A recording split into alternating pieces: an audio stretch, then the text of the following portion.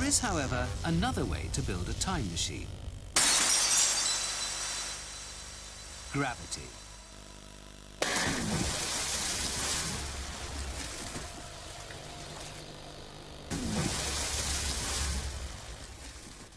Many of us think of gravity as simply a force that keeps us on Earth.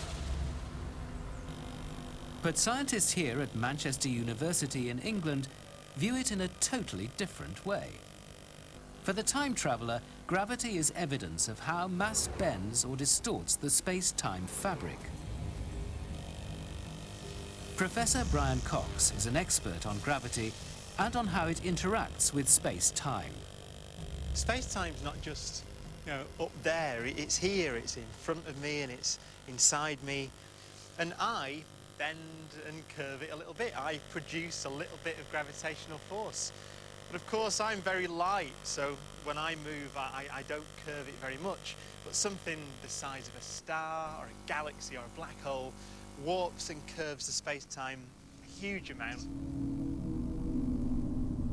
The greater the mass of the object, the greater the impact or dent on the space-time fabric.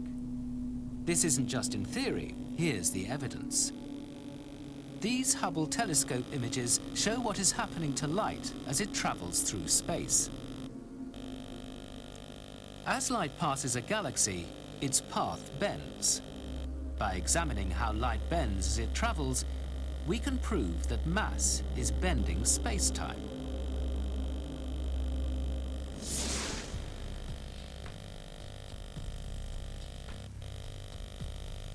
This experiment replicates this phenomenon in a lab. It's a mini-universe, and it shows how light travels across space-time. In flat space-time, a light beam follows a straight line. But there is evidence that light is bending as it travels through the universe. The path it follows must also be bending, and that path is space-time itself. Billions of stars are bending the space-time, acting like a lens. So the lens curves light, and if you bend the space-time, the light will curve. So you get the image of the galaxy in the middle, but then you get these really distinctive rings around. And that's strong evidence, overwhelming evidence, that mass bends space-time. This warping of space-time will help us to build our time machine.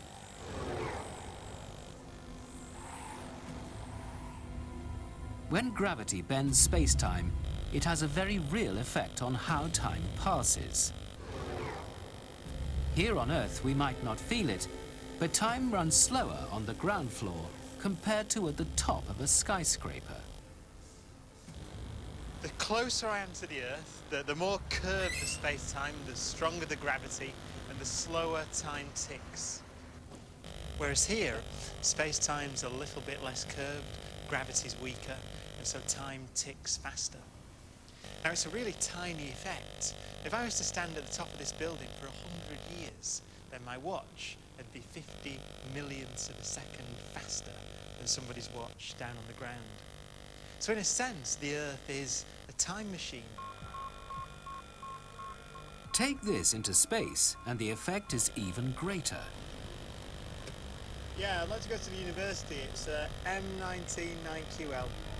The fact that time passes at a different rate in orbit a long way from the Earth than it does at the surface of the Earth is really important for GPS and sat-nav, because that works by having synchronized clocks on the ground and in the satellites. And because the satellites are in a weaker gravitational field, time is passing more quickly. And actually, there's a time difference of 50 microseconds a day, which is 50,000 feet a day. So if you didn't correct for that, didn't take account of the fact that time passes at different rates, satellite navigation wouldn't work.